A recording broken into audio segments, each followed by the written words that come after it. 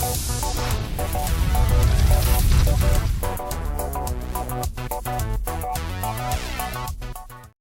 everybody and welcome back once again, another edition of Inside the Headset. It's week 9, game 9. I've got with me the head coach of the Oakland Patriots, Coach Kevin Creasy. Coach Creasy, how you doing? Doing good. Last Friday night, you experienced your first battle of the borough, came out with a W. Now looking at 7-1, only loss coming to Hoover. And we'll talk about your opponent, but let's first talk about the Battle of the Borough and your first chance to play, to coach in one of those. Not play, but coach. Go ahead. Well, it was everything it was built up to be. Good rivalry game, good hard-fought game.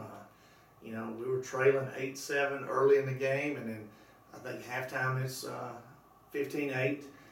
So, it was hard-fought. It's what happens when two rivals get together. Big crowd. We were pleased with that. Had the rivalry series here again, so they made a big deal out of it. And then, of course, the Titans brought their message of breast cancer awareness, and the pink stuff was everywhere. We got to use the goalpost pads, and they gave us a lot of free equipment, and so it was kind of a big deal. So you was talking about Riverdale doing really good there in the first half and stuff. What were they doing well that was causing you a couple of fits, or just not being able to, keep the hammer down? Well, we at no time thought it was going to be easy, but I think last year going in the second quarter it was 14-14. So it was everything we expected. It was a little bit of what they were doing, a little bit of what we were doing, and you put that combination together and you got yourself a dogfight, and that's the way region play is supposed to be. We expect the same thing this week with Cookville. We're going to expect the same thing the next week with Smyrna. And I tell you the truth, it's actually pretty good practice for us if you're planning on making a playoff run, because that's the way it's going to be in the playoffs. There's nothing going to be easy from here on out. No.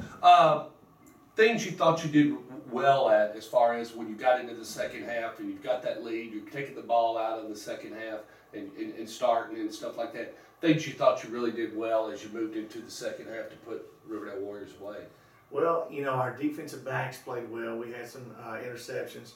Our linebackers actually had some interceptions as well. Jackson Coughlin had a pick six, so that changed the whole dynamic. That hurts. Changed the whole dynamic of the game, took the momentum away from those guys. But then our offensive line kind of took over a little bit as well. So our guys on the O-line, hadn't been getting a lot of credit, but they've done well and they've gotten better. And so in the second half, we kind of leaned on those guys, and we're real happy that we could. And they came through and made some big blocks, and we had some guys that made some big carries for us. But it all started with the offensive line. Things you saw on film that we've got to get that corrected between Cookville and Smyrna.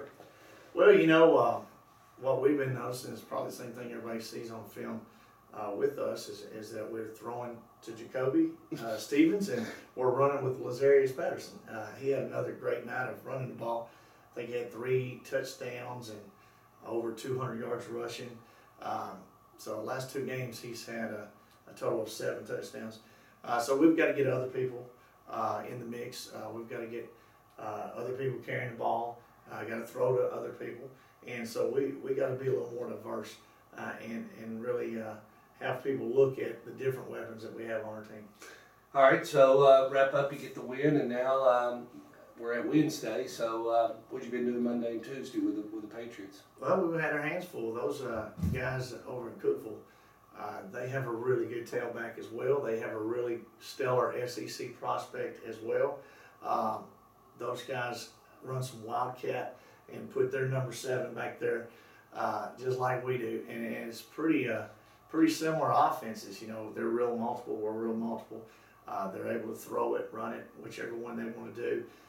So it's going to be a big challenge for us. I know they gave Smyrna a run for the money. Came down to the last quarter. They took a 12-0 lead going into halftime and ended up giving it up right there at the end. And special teams actually is what led to their demise. But we've been working special teams, definitely been working against a really good offense. We feel like their offense is really talented. And then on defense, they're very sound, and you can tell they're well coached. So what do you need to do other than win? What needs to happen between now and you know the next 14 days basically? Where do you need to be in 14 days? And these kids really probably don't realize how quick it's going to happen. Well, this next win is very important. You know, we're guaranteed at least a share of the district championship if we win Friday. So, actually, region championship, I believe it is now. But a win Friday would be huge for us. We would control our own destiny if we won Friday.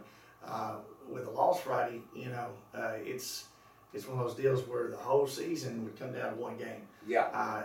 As far as setting yourself up in position to be successful. So the next 2 weeks are vital to whether we host playoff games, whether we're on the road, who we play, and that sort of thing. So we definitely need to take care of business. It's tough getting up several weeks in a row, but hey, that's what happens in the playoffs. You better get ready, and you better not have a bad week because if it happens in the playoffs, you'll be going on.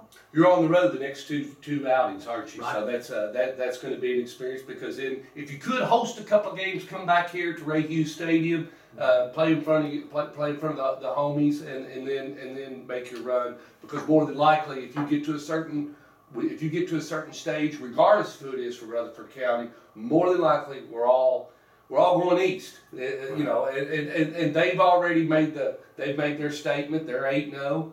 They put their tit pegs in the ground, and they're letting everybody know on the other side of the state. We will probably more than likely be undefeated when they draw them up. So Yeah, and like I said, once week 11 rolls around, hopefully we'll host a playoff game or two. That's what you earn if you win your games. Right. But then we'll worry about who we play. Right, I know. And you just never know. There's upsets. It could come at the first round of playoffs, second round. There may be. I've seen it happen. We may be upset. Yes, I've seen it happen.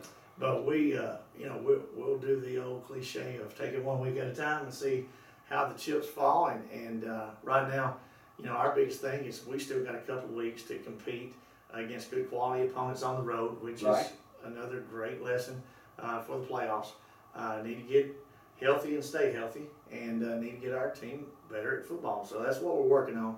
And right now, it's still a challenge. We've still got a challenge every single week of worrying about ourselves. So we're worried about ourselves, and then we're worried about Cookville.